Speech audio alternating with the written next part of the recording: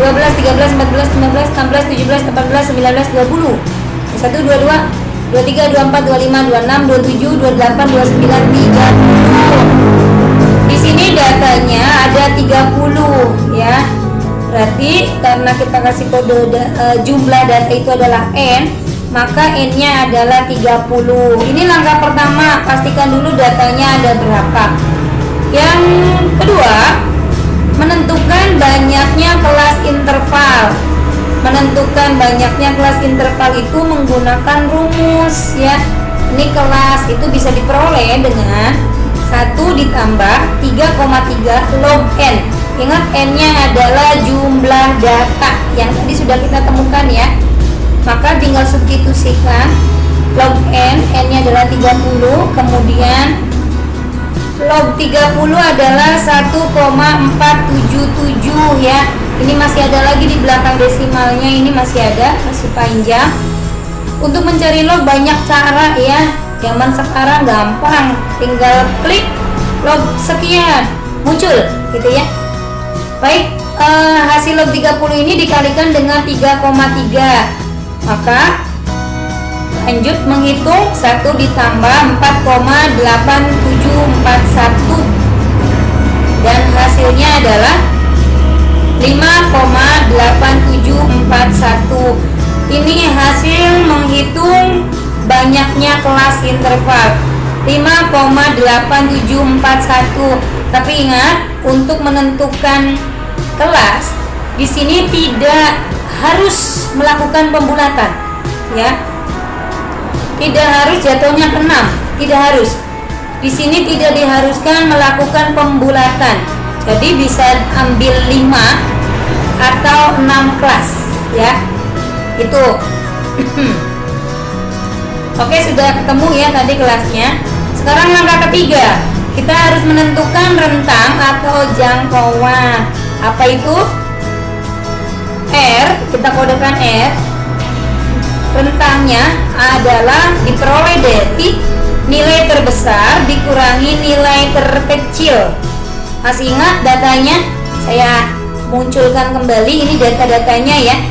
Dilihat nilai terbesarnya adalah, cari nilai terbesarnya adalah 57 ya. Kemudian dikurangi nilai terkecil. Nilai terkecilnya adalah 43. Tinggal substitusikan nilai terbesar 57 dan nilai terkecil 43.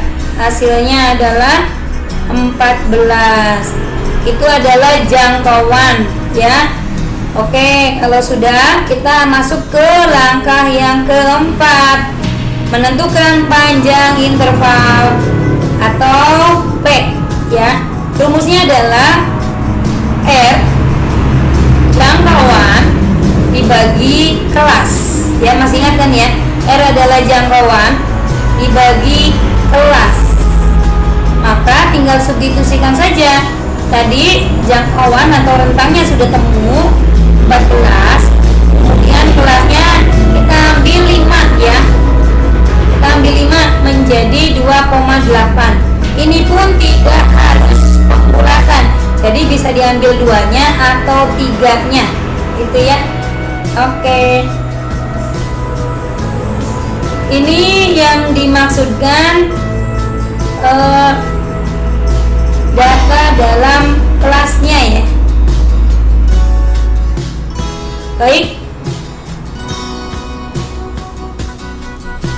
kemudian langkah berikutnya, misalnya kita ambil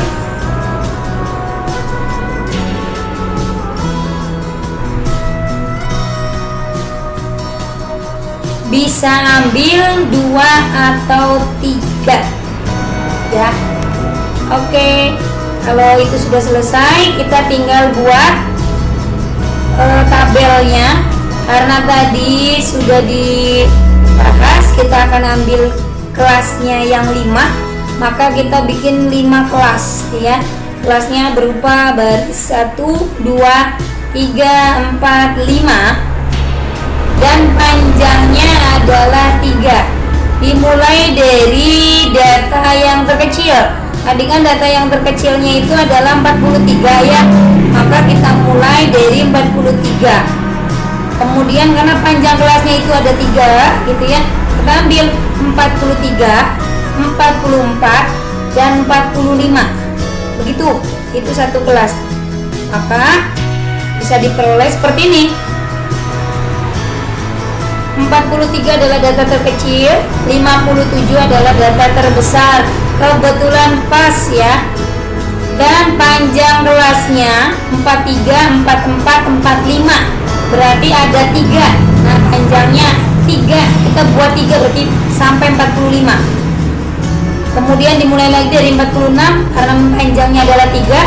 Konsisten 46, 47, 48. Begitu seterusnya ya. Frekuensinya tinggal diisi. Data dari 43 dan 45 ada berapa biji? 43 ini 1, kemudian 2, 44 ada enggak? 44 enggak ada ya. Kemudian 45 ada nih. Oh, ada 3 totalnya. Data dari 43 sampai 45 itu dalam datanya ada 3. Oke, frekuensinya adalah 3 dan seterusnya. Nah, 30 ini adalah jumlah frekuensinya. Itu ya. Dan ada yang harus diingat, jika kita mengambil nilai K dan P-nya itu tidak pas, maka kita bisa ganti. Tapi K dulu ya, yang dicari K dulu. Tadi kan antara 5 atau 6. Kalau misalnya 5 kok nggak pas ya, kurang sedikit gitu, nggak apa-apa dilebihkan, berarti ada 6 kelas. 6 kelas baru P-nya yang diganti, begitu ya. P nggak diganti pun nggak masalah. Coba P itu diperoleh dari rentang dibagi kelas kan ya, jadi P itu akan muncul setelah K-nya berubah.